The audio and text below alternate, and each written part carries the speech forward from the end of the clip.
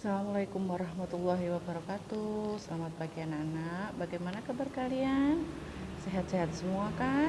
Nah, hari ini kita akan belajar bersama-sama bersama Budelita. Sebelum pelajaran ini kita mulai, mari kita berdoa menurut ajaran dan keyakinan masing-masing.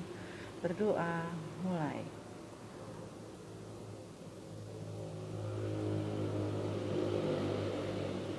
Selesai. Nah, baik anak-anak, sebelum kita memulai pelajaran hari ini, coba kalian buka di rumah ya. Kalian masih semangat kan belajar di rumah? Nah, sekarang coba kalian buka buku siswa kalian halaman 104. Masih di subtema 2, pembelajaran 5. Nah, coba kalian perhatikan gambar yang ada di halaman tersebut. Ada gambar apa di situ? Ya, di situ adalah gambar seorang petani sedang mencangkul di sawah. Coba kita baca sama-sama. Wah, hebat sekali Pak Bejo itu. Sudah tua, tetapi masih kuat mencangkul. Tulang dan otot-otot tangannya masih kuat mengayun cangkul yang berat. Kakinya pun masih kukuh berdiri dan berjalan di lumpur yang pekat. Puji Beni. Betul sekali Beni, Pak Bejo sudah terbiasa melakukan hal tersebut sejak remaja.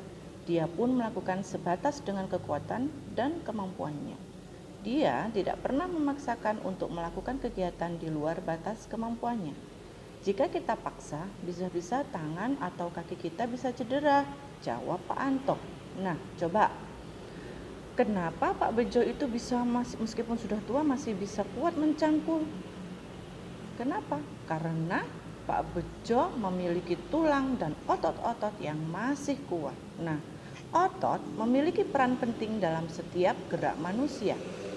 Sama halnya dengan tulang, otot merupakan organ gerak aktif manusia dan hewan. Nah, sekarang coba kamu amati aktivitas hari-harimu. Pada saat memegang sebuah benda, organ tubuhmu yang paling berperan adalah otot. Tahukah kamu apa itu otot? Otot adalah jaringan yang ada di dalam tubuh manusia berupa alat gerak aktif yang menggerakkan tulang sehingga menyebabkan suatu organisme atau individu itu dapat bergerak. Otot bekerja dengan cara berkontraksi dan berrelaksasi. Nah, fungsi otot pada manusia adalah menjalankan dan melaksanakan kerja. Contohnya, berjalan, mengangkat, dan memegang. 2. Fungsi otot berikutnya adalah menggerakkan jantung. Dan yang ketiga adalah mengalirkan darah yang terdiri atas zat-zat yaitu nutrisi, oksigen, dan lain-lain. Nah, bagaimanakah macam-macam otot pada manusia? Nah, coba kalian perhatikan. Yang pertama adalah otot polos. Otot polos adalah otot yang bekerja tanpa kesadaran kita yang dipengaruhi oleh sistem saraf tak sadar atau saraf otonom. Otot polos dibentuk oleh sel-sel yang berbentuk gelendong, di mana kedua ujungnya runcing dan hanya mempunyai satu inti sel. Jadi kalau otot polos ini anak-anak, meskipun kalian sedang tidak sadar, otot polos ini akan tetap bekerja.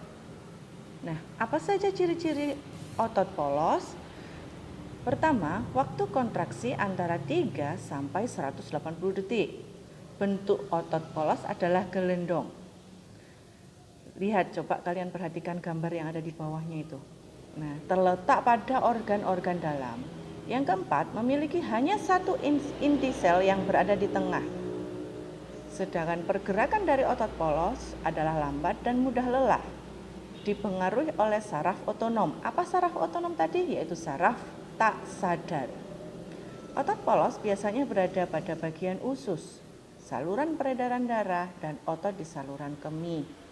Tidak diperintah oleh otak atau tidak dipengaruhi oleh otak. Nah, itu ciri-ciri otot polos. Bagaimana otot yang berikutnya? Yakni otot luri. Otot luri adalah otot yang menempel pada rangka tubuh manusia yang digunakan dalam pergerakan. Jadi otot ini melekat pada tulang, ya. Otot luri adalah otot yang bekerja di bawah kesadaran. Otot luri juga dinamakan otot rangka. Mengapa?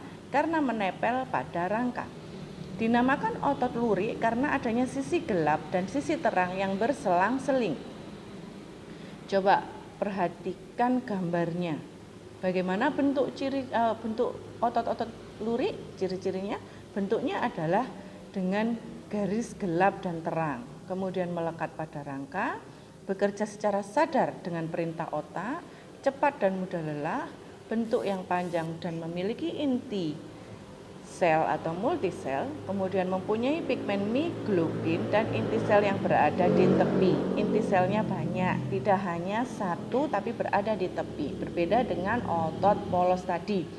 Bentuknya gelendong, inti selnya hanya satu. Kalau otot lurik, inti selnya banyak ya. Otot yang ketiga yakni otot jantung. Otot jantung adalah otot yang bekerja secara terus-menerus tanpa istirahat atau berhenti.